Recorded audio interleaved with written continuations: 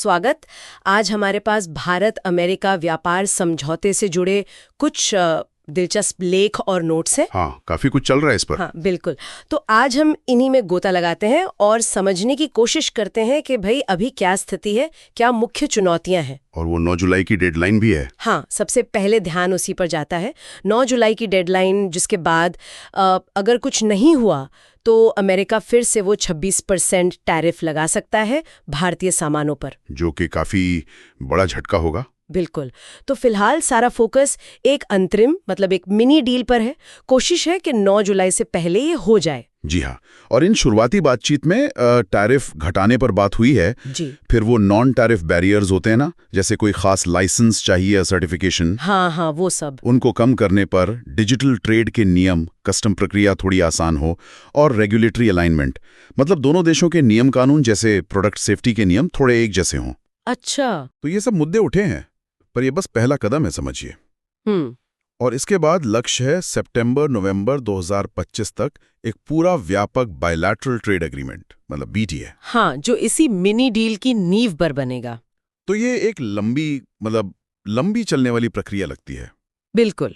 अच्छा, अब आते हैं उन मुद्दों पर जहां बात थोड़ी फंसी हुई है। जैसे हमने पढ़ा, भारत के लिए कृषि और डेयरी सेक्टर, ये तो मतलब राजनीतिक और सामाजिक रूप से बहुत ही संवेदनशील है। हाँ, ये तो हमेशा से रहा है। किसानों की चिंताएं हैं, तो भारत इन्हें खोलने का कड़ा विरोध कर रहा है। ये लगभग भारत की रेड लाइंस है ना। हाँ, कह सकते हैं। हालांकि भारत ने अमेरिका से आने वाले लगभग 55% इंपोर्ट पर, जिसकी कीमत कोई 23 अरब डॉलर के आसपास है, ड्यूटी कम करने की इच्छा तो जताई है। अच्छा, 5%? हाँ, इसमें जैसे बादाम, क्रैनबेरी, दालें, विस्की वगैरह शामिल हैं। लेकिन ध्यान देने वाली बात यह है कि ये रियायत अपने मुख्य संवेदनशील क्षेत्रों, खासकर कृषि को बचाते हुए दी जा रही है। और कुछ वो पीएलआई वाले सेक्टर है ना, हाँ। प्रोडक्शन लिंक्ड इंसेंटिव वाले। हाँ। और ऑटो पार्ट्स पर भी जीरो ड्यूटी के प्रस्ताव हैं, पर उसमें भी वो लोकल वैल्यू एडिशन की शर्त रहेगी, मतलब यहीं पर कुछ काम होना चाहिए। लेकिन क्या ये 5.5% आयात पर कटौती वाकई एक बड़ी रियायत मानी जाएगी, अगर भारत अपने सबसे संवेदनशील क्षेत्र पूरी तरह बचा रहा है? ये एक अच्छा सवाल है, ये पर्सपेक्टिव की बात है। दूसरी तरफ अमेरिकी पक्ष का क्या रुख है? हमने राष्ट्रपति ट्रंप का वो बयान देखा, पूरे बाजार पहुंच चाहिए, पर साथ ही उसे अकल्पनीय भी कह रहे हैं। ये थोड़ा कंफ्यूजिंग नहीं है? हाँ, वो शायद बातचीत की जटिलता दिखाता है, और शायद दबाव बनाने की रणनीति भी हो। अमेरिका की मांगें तो काफी फैली हुई हैं। वो चाहते हैं कि कृषि, dairy, ethanol, automobile, pharma, medical device, इन सब में उन्हें भारत में बेहतर पहुंच मिले। काफी लंबी लिस्ट है। जी, और साथ ही डिजिटल ट्रेड, जिसमें डेटा फ्लो जैसे मुद्दे आते हैं, और इंटेलेक्चुअल प्रॉपर्टी राइट्स, मतलब पेटेंट, कॉपीराइट, इनकी मजबूत सुरक्षा पर भी उनका काफी जोर है। तो असल में दोनों ही पक्ष अपनी अपनी जरूरतों पर, अपनी प्रायोरिटीज पर अड़े हुए लगते हैं। और ये सिर्फ भारत और अमेरिका के बीच की ही बात नहीं है, शायद इसे थोड़ा बड़े कैनवस पर देखना होगा। बिल्कुल, जैसा कुछ रिपोर्ट्स में इशारा है, ये अमेरिका की एक बड़ी ट्रेड स्ट्रैटेजी का हिस्सा लगता है। वो Japan, European Union, South Korea, इन सब के साथ भी अपने व्यापार संबंधों को नए सिरे से तय करने में लगा है। अच्छा। तो ये शायद दुनिया भर में व्यापार की शर्तों को अपने हिसाब से ढालने की कोशिश है। और उधर भारत में भी घरेलू दबाव है। कांग्रेस जैसी विपक्षी पार्टियां हैं, GTRI जैसे थिंक टैंक हैं, वो लगातार चेतावनी दे रहे हैं। हाँ, उनकी चिंताएं भी जायज हैं अपनी जगह, कि भाई ऐसे समझौते मत करो जिनसे कृषि को नुकसान हो, या डेटा सॉवरेनिटी, मतलब अपने डेटा पर अपना कंट्रोल, वो खतरे में पड़े, या फिर देश की अपनी नीतियां बनाने की आज़ादी कम हो जाए। तो ये सिर्फ इकोनॉमिक्स का मामला नहीं रहा अब। नहीं, बिल्कुल, ये राजनीतिक भी है, संप्रभुता का सवाल भी बन गया है।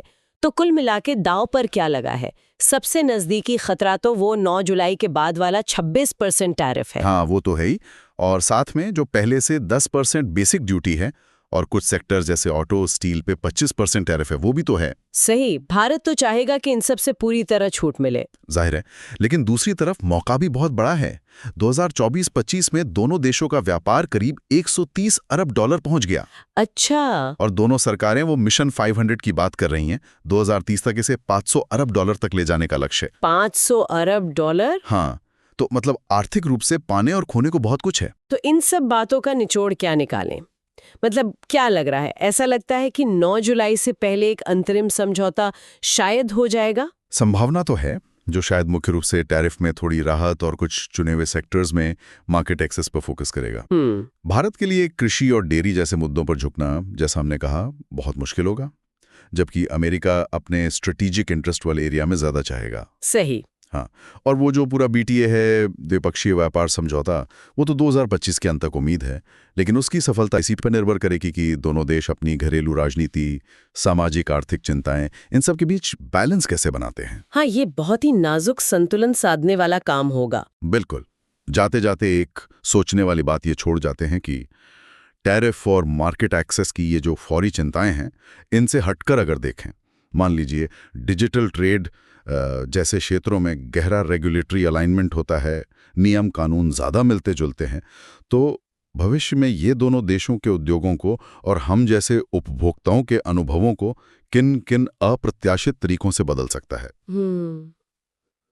ये सोचने वाली बात है। ये सिर्फ आज के व्यापार की बात नहीं, कल की अर्थव्यवस्था की रूपरेखा की बात भी है।